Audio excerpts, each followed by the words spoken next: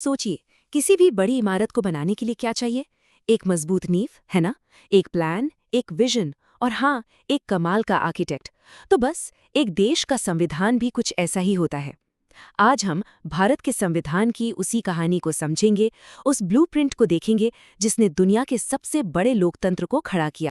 ये बात ये बात डॉक्टर बी.आर. अम्बेडकर ने कही थी। और जरा सोचिए इसके मतलब के बारे में। वो कह रहे थे कि भारत की जमीन मतलब हमारा समाज असल में लोकतांत्रिक नहीं है। लोकतंत्र तो बस एक ऊपरी परत है। यही वो सबसे बड़ी चुनौती थी जिसका सामना हमारे संविधान बनाने वालों को करना था।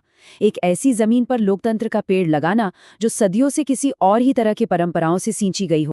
अब जरा इस काम के स्केल के बारे में सोचिए। एक नया नया आज़ाद हुआ देश, अनगिनत भाषाएं, धर्म, संस्कृतियां और ऊपर से समाज ऊंच नीच में बुरी तरह बटा हुआ। ऐसे देश के लिए एक संविधान बनाना था।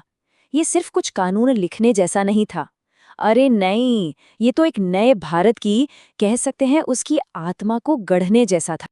और ये जो प्रतीक है, हमारा राष्ट्रीय चिन्ह, ये सिर्फ एक तस्वीर नहीं है, ये एक ऐलान था। ये उस ताकत, उस सॉवरेनिटी का ऐलान था जिसे हमारी कॉन्स्टिट्यूएंट असेंबली एक नए भारत के लिए तैयार कर रही थी।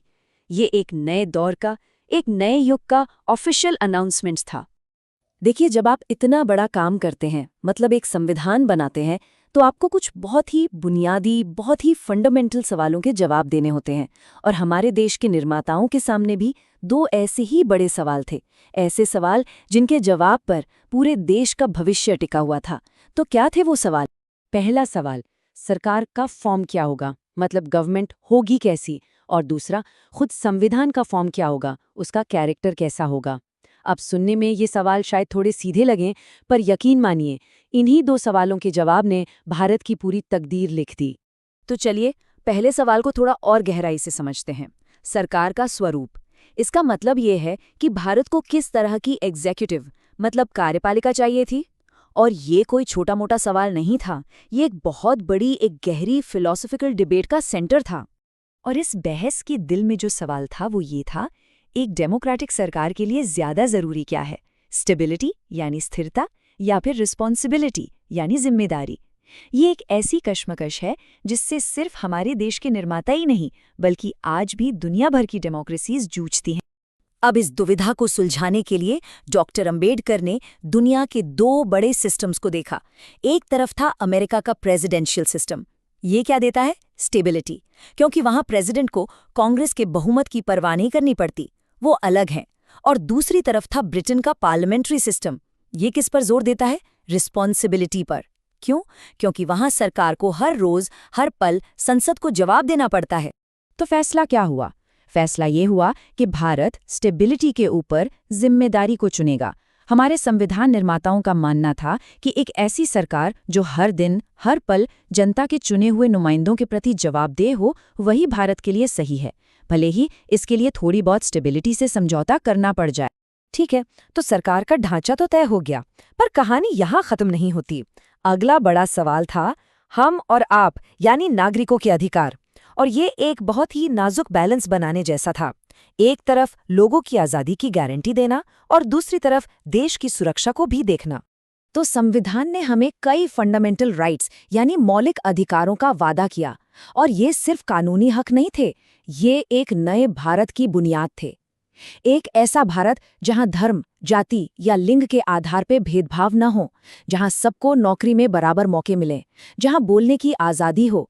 ये सब बातें अब सिर्फ सपने नहीं रहने वाली थी। मगर यहीं पर एक और सवाल खड़ा होता है, क्या कोई भी अधिकार एब्सोल्यूट हो सकता है? मतलब क्या उसकी कोई सीमा नहीं हो सकती?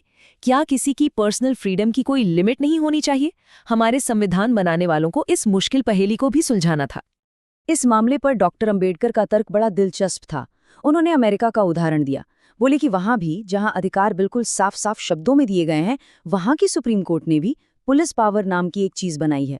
इसका मतलब ये है कि समाज की भलाई के लिए, पब्लिक ऑर्डर के लिए स्टेट उन अधिकारों पर कुछ लिमिट्स लगा सकता है। बस इसी लॉजिक पर हमारे संविधान में भी अधिकारों के साथ साथ उनकी सीमाएं भी साफ साफ लिख दी गई।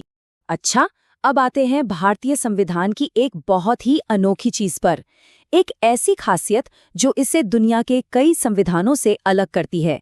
ये एक तरह का मॉरल कंपास है, एक नैतिक दिशा सूचक, जिसे भविष्य में आने वाली सरकारों को रास्ता दिखाने के लिए बनाया गया था। इन्हें कहते हैं directive principles of state policy या राज्य के नीति निर्देशक सिद्धांत। अब एक बात ध्यान में रखने वाली है, ये कोई कानून नहीं है जिन्हें लेकर आप कोर्ट चले जाएं, नहीं, बल्कि ये सरकार के लिए एक नैतिक जिम्मेदारी है, एक मोरल ऑब्लिगेशन। ये वो लक्ष्य हैं, वो गोल्स हैं जिन्हें पाने के लिए हर सरकार को लगातार कोशिश करनी है। तो सवाल उठता है कि अगर ये कानूनी तौर पर लागू नहीं हो सकते तो फिर इनकी ताकत क्या है? इसका जवाब भी डॉक्टर अंबेडकर ने दिया। उन्होंने कहा, इनकी असली ताकत है डेमोक्रेसी। अगर कोई सरकार इन सिद्धांतों को नजरअंदाज करती है तो उसे कोर्ट में नहीं बल्कि चुनाव के वक्त जनता की अदालत में जवाब देना होगा। इससे बड़ी ताकत क्या होगी? और पता है, ये सारी बातें सिर्फ इतिहास की किताबों में बंद नहीं हैं। डॉक्टर अंबेडकर फाउंडेशन जैसे कई संगठन आज भी उनके लिखे हुए को, उनके विचारों को जिंदा रखने का काम कर रहे हैं।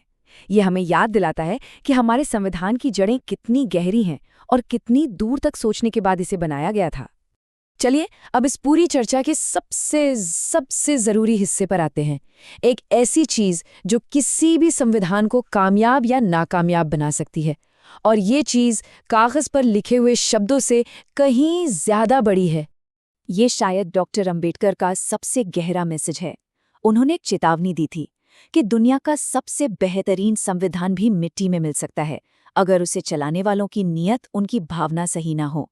असली इम्तिहान तो कागज पर लिखे शब्दों का नहीं बल्कि उन लोगों के कैरेक्टर का होता है जो उसे लागू करते हैं। और यहीं आकर ये पूरी बातचीत हमें एक आखिरी और शायद सबसे बड़े सवाल के साथ छोड़ जाती है कि आखिर ये संविधान की आत्मा है क्या? ये कोई कानूनी किताब नहीं बल्कि एक जिंदा सोच है, एक विचार है। और ये कामयाब होगा या नहीं, ये हर पीढ़ी के नागरिकों और नेताओं पर निर्भर करता है, उनके कामों पर निर्भर करता है।